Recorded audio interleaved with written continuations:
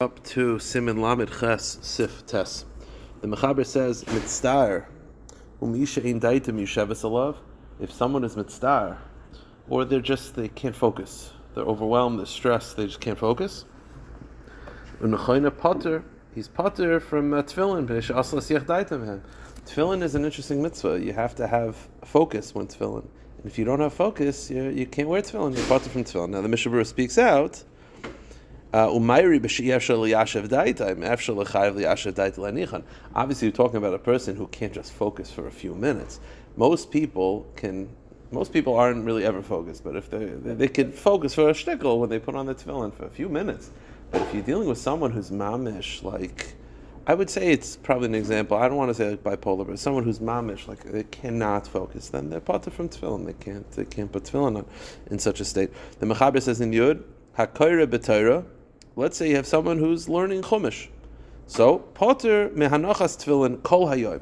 You don't have to wear tefillin throughout the day. Even back then, when they used to wear tefillin throughout the day, you don't have to wear tefillin throughout the day when you're learning Chumash. Zulas b'shas kriya shema tefillah, but you have to put on for kriya shema tefillah. So, what's the pshat? So, when you read this, it sounds like oisik b'mitzvah, potter min mitzvah, but it's akar b'Torah, so it sounds like it's dafka Torah. So the Mishnah Berurah speaks it out.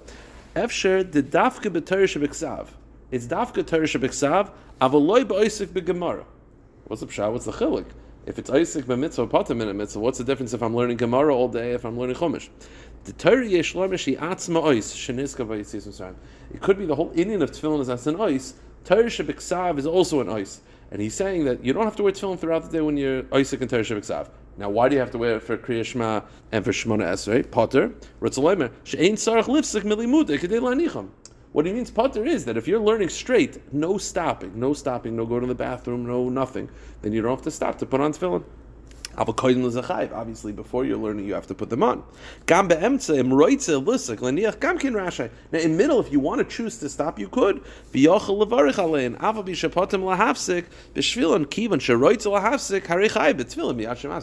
the truth is, while you don't have to stop, the second you choose to stop, now all of a sudden, now you stopped. Now he says, "Me'anachas tefillin." Now, but you have to put it on for Kriya Shema and Shemona Esrei. Now let me ask you a question. The whole thing is, let's say it's Isaac b'mitzvah, but you always have to stop learning in order to do a mitzvah, because if learning pattered you, if the heter of Isaac b'mitzvah applies to Talmud Torah, then people that are learning in yeshiva will never do any mitzvahs, because they're always learning. The answer is Talmud Torah is not like that. There's a famous teaching from Rav Chanan that Talmud Torah is that you're mechuyev when you're not doing a mitzvah to learn Torah. When you're not doing mitzvahs, you're mechayev in Talmud Torah. So it says the Mishnah Berurah, so why am I not chayev to stop over here? He says, Shani mitzvahs tefillin she'ikra ta'elus hu l'Torah d'chsiv l'zakarim b'nei nechal matiyah Torah Hashem b'ficha. It's a tremendous chiddush. The whole Indian of tefillin is to motivate you l'matiyah Torah Hashem b'ficha in order to learn Torah. And if you're learning Torah, then you've already accomplished the whole Indian of tefillin, and therefore you don't have to stop. Now, why do you have to do it for Kriya Shema Shemona Esrei? For Kriya Shema Tefillah? Because Kriya Shema Tefillah, there's an Indian to be Mekabel O Malchus Shamayim. And therefore you have to stop learning to Mekabel O Malchus Shamayim. And once you're going to say Kriya Shema Shemona Esrei, you have to have Tefillin on you. Okay. The Mechaber says in Yud Aleph, Lo Yachlitz Tefillin B'fnei Rabbo. You are not allowed to take off your Tefillin in front of your Rebbe. You go to the side and take it off, not in front of him. If facing your Rebbe, you don't take off your Tefillin. So what's the pshat? The Mishnah Berurah says, which type of Rabbi? Hainu Rabbi Muvik. It's a Rabbi Muvik, the Reiv Chachmase Hemenu. The most of your Chachma that you learn out from this Rabbi. By the way, it's Agav, a very interesting halacha. Who's a Rabbi Muvik nowadays? Rabbi Muvik is that if you have Reiv Chachma from one person, who has Reiv Chachma from one person? Back then, they used to have it where you would learn from people.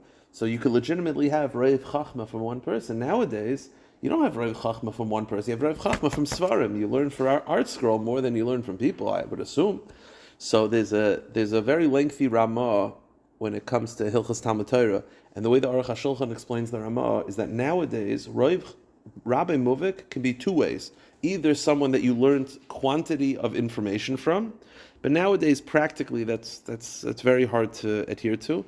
There's a different type of Rabbi Muvik, which is someone who taught you how to learn.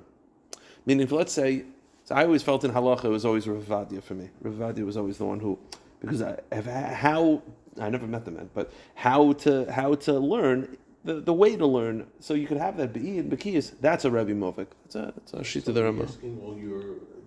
But that's still not roiv chachmasai. Yeah, nowadays you have your posik that you speak to. I speak to Rabbi Obman for my shalos. It's not Rabbi Movik. He didn't teach me most information. He didn't teach me how to learn. He's the person I turn to for halacha. But it's Rabbi Movik. Those are the two categories according to the Aruch HaShulchan of Rabbi Movik. Maybe we should say it's more basic. The reason why no one keeps this halacha is because we don't have Rabbi Movik anyway. That's my point. This whole concept only applies to Rabbi Movik just because you went to shir for someone for a couple of years. It's not Rabbi Movik. That's my point. Pashas, most people I don't think have any Rabbi Movik, if I had to guess. The Mechaber then writes in Yud Beis, Hayitzarech l'tefillin and mezuzah. Let's say a person needs tefillin and mezuzah. But any other masagas, likno shneim, he can't afford both. So which one do you choose, tefillin or mezuzahs? Mezuzahs are much cheaper than tefillin, but let's say you have a choice. You can't afford both. The halach is tefillin kaidman. You should buy tefillin. Why? As opposed to mezuzahs. Says the Mishnah Berurah, why? He mitzvah shebagufay, because tefillin's on your body. Mezuzahs is on the house. On your body, you have to make sure that your body is taking care of mitzvahs more than the body is. Also, tefillin have a higher level of kedusha than mezuzahs. But he says, but nowadays that we don't wear tefillin throughout the day, we only wear tefillin for 45 minutes a day, it's possible to borrow.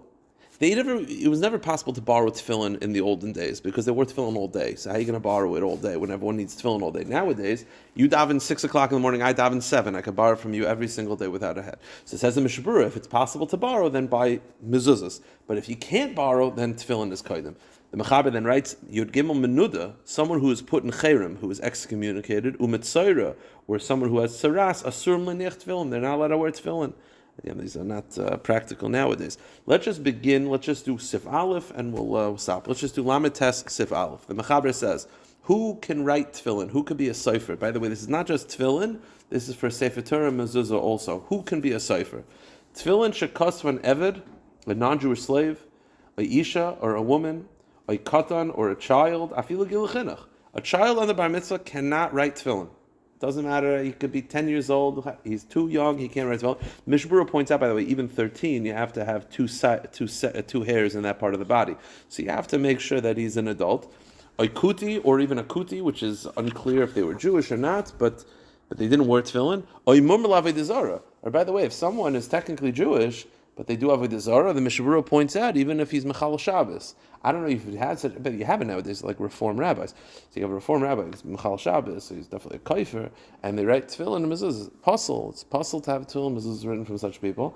The Shulchan Aruch says, Ay moiser la'anosim, or moiser means a Jew from Jew, but he calls the police on other Jews, obviously knowing when it's usher to call the police. I'm not talking about where he calls the police. By the way, just Agav Rav Shechter in a shir once where he was talked about calling the police on like pedophiles and these type of abuse and all these things. He said that half the rabbis who talk about these halachas can't find it in Shulchan Aruch. That was his line. So obviously we're talking about someone who calls the police on other Jews in a way that's prohibited. Pasulim, they're not allowed to write Sefer Torah, Tefillin, and Mezuzah, Mishum Dechsiv, Ukshartem, Uksavtem, because it says to write and to wear. Kol she'ena b'kshira, or she'ena ma'imrin ba, ena b'ksiva. Only someone who wears tefillin, meaning is obligated to wear tefillin, that excludes women, goyim, children, or someone who doesn't believe in tefillin, so that's a kaifer, a momer l'chal Shabbos, which is the status of a guy, then they're going to be puzzled from writing a Sefer Torah. And mezuzahs and tefillin. I will stop here.